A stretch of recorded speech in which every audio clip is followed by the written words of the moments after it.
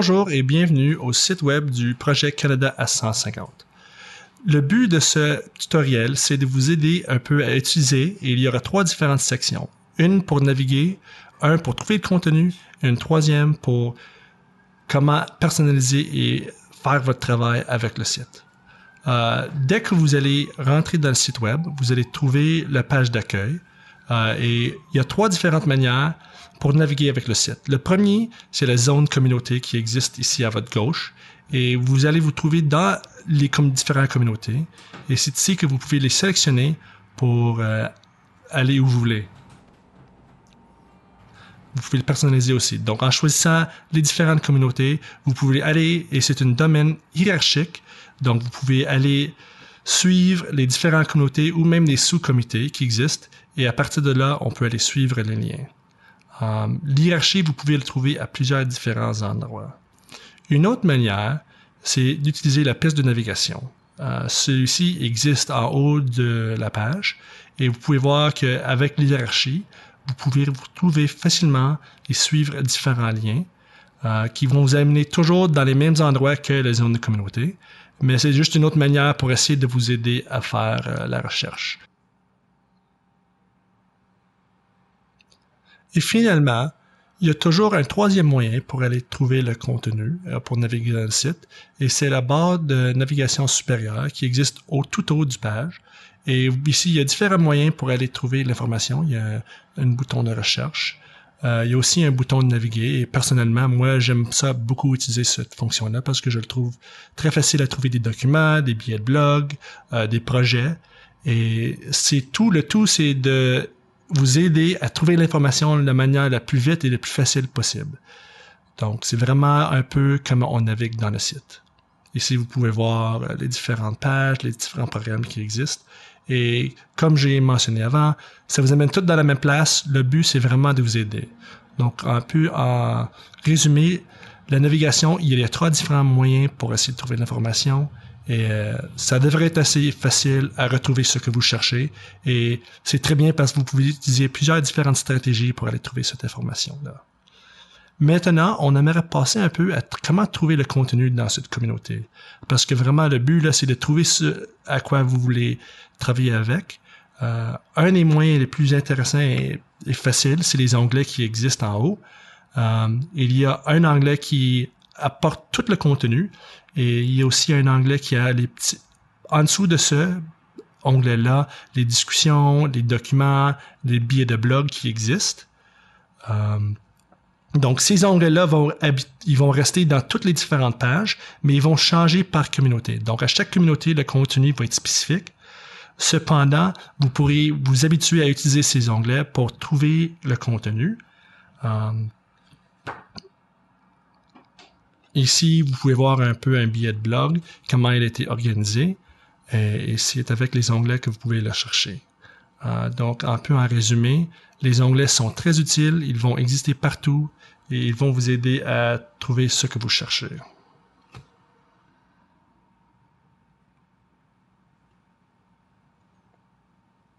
Maintenant, dans la 3e section, c'est ici qu'on va vous expliquer un peu comment créer du contenu, comment travailler avec le système.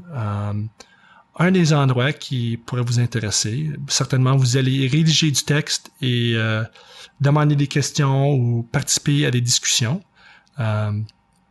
Ici, dans la zone d'action vous allez voir maintenant à la droite, vous pouvez commencer votre propre discussion. Donc ici, vous allez sélectionner le lien et c'est ici que ça va vous amener un traitement de texte que vous pouvez utiliser.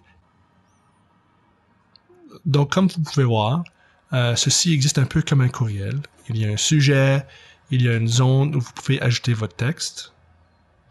Ce genre de traitement de texte va exister partout dans le site. Donc, dans ce contexte ici, on contribue à une discussion. Cependant, j'imagine que vous contribuez avec les autres sur un document. Ça serait quelque chose de très semblable.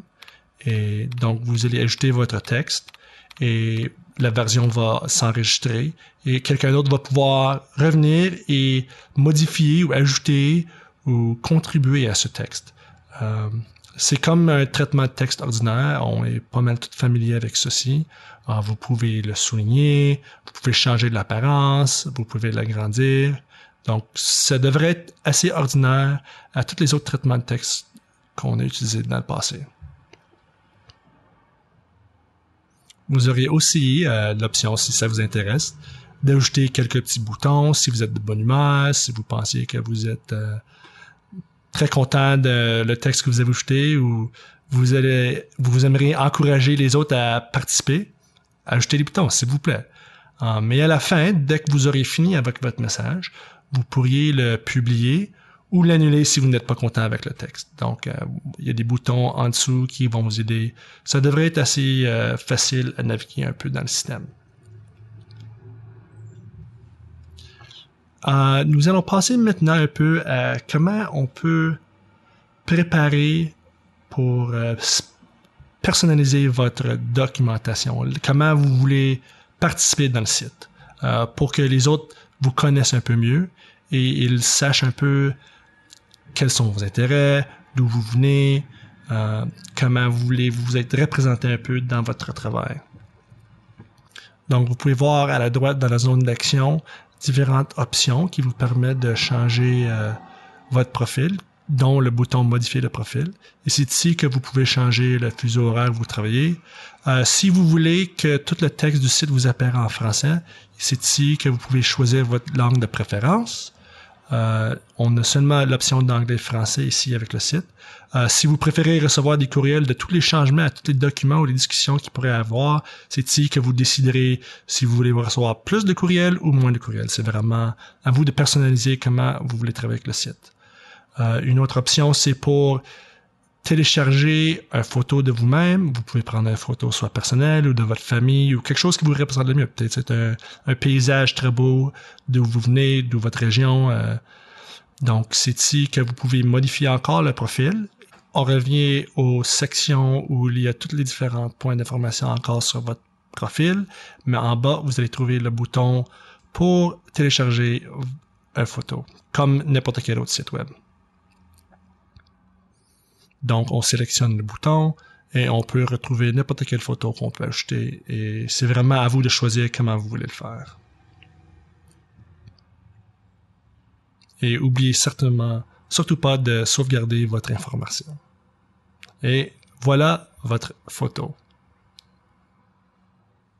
Donc, on peut en résumer pour cette section-là. C'est vraiment le but, c'est de pouvoir personnaliser, créer le contenu et choisir votre langue de préférence pour ce que vous puissiez travailler avec le site. Donc, avant la fin, j'aimerais vous remercier. J'espère que vous pouvez naviguer, trouver le contenu et le changer d'une meilleure façon. Et bonne chance et on se revoit sur le site.